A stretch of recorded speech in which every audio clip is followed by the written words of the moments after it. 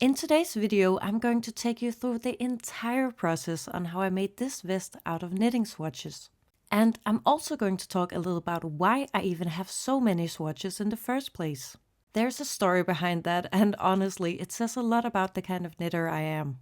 I absolutely love knitting. I love the feeling of yarn in my hands. I love exploring new stitch patterns and especially love experimenting with different yarn combinations.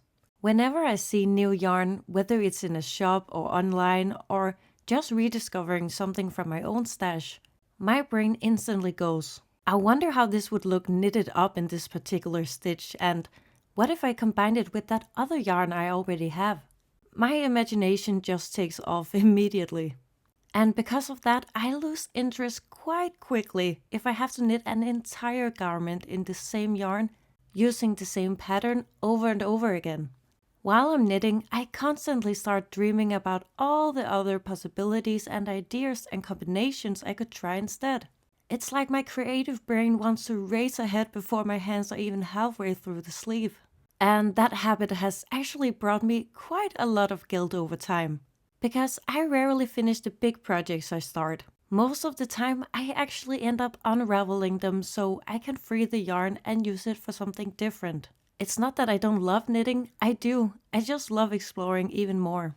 So, about a year ago, I decided I needed to approach my knitting in a gentler way and change my mindset. I wanted to stop being so harsh on myself for not finishing everything, and honestly, it was becoming a problem. Whenever I found a beautiful new pattern, I wouldn't even dare to buy it because I knew myself too well. I knew I would be completely satisfied after knitting just the first swatch and I would never finish the full garment. That's when I started making 10 cm swatches. And that changed everything for me. Knitting small swatches brought back my knitting joy because I could finish them quickly, feel accomplished, and then immediately move on to another technique or yarn or idea. 10 times 10 centimeters turned out to be the perfect size for me. Just large enough that I could really see the texture and the stitch form, but not so big that I would get bored or feel stuck. But as you can imagine, that meant I pretty quickly ended up with a big collection of swatches. At one point, I realized I had an entire basket filled with them. Different colors, different fibers, different textures, different patterns. And that's when I thought, surely there must be something fun and creative I can do with these. I hadn't really seen many knitted garments made entirely out of swatches before. In crochet, you see it all the time. The cutest clothing made from granny squares. But in knitting, it's just not as common. So the idea felt exciting and a little experimental, which made me want to try it even more. I didn't have a pattern to follow, and I'm not good enough at drafting measurements from scratch to get the perfect fit on my own.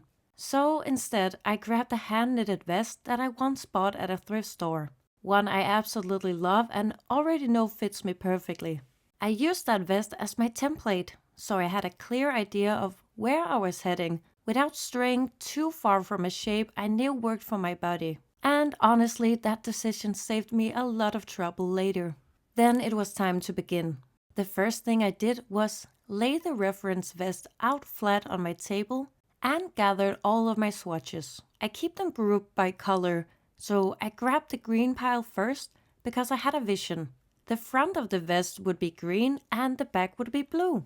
I started placing my square swatches on top of the vest to see how they might fit together. And luckily, I discovered that the squares actually covered the front areas very nicely. That meant there wouldn't be any major size difference compared to the original vest. I had mentally prepared myself to knit extra models if needed, but to my surprise, the fit worked out almost immediately.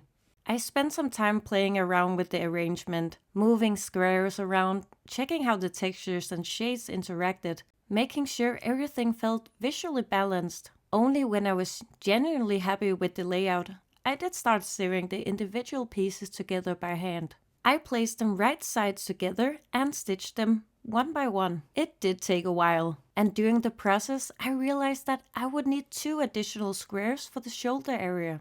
I didn't choose them right away. I decided to wait and finalize that once I had arranged the back piece.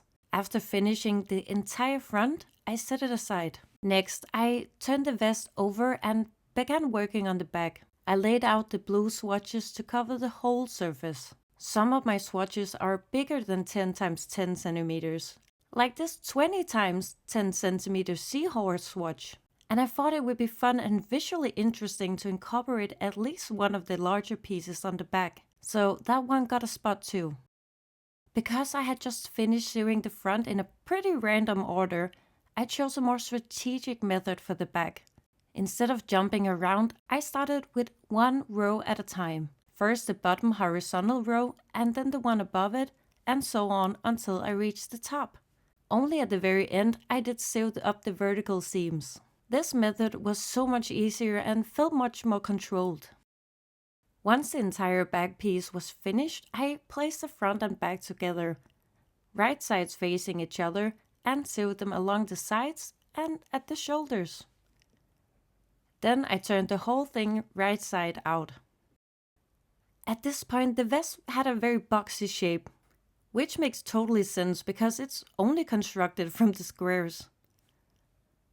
But I wanted to soften the shape a bit by adding small triangles and ribbing. I started with the bottom ribbing. Since most of the swatches were knitted on 5mm needles, I used 4mm needles for the ribbing so it wouldn't end up too loose.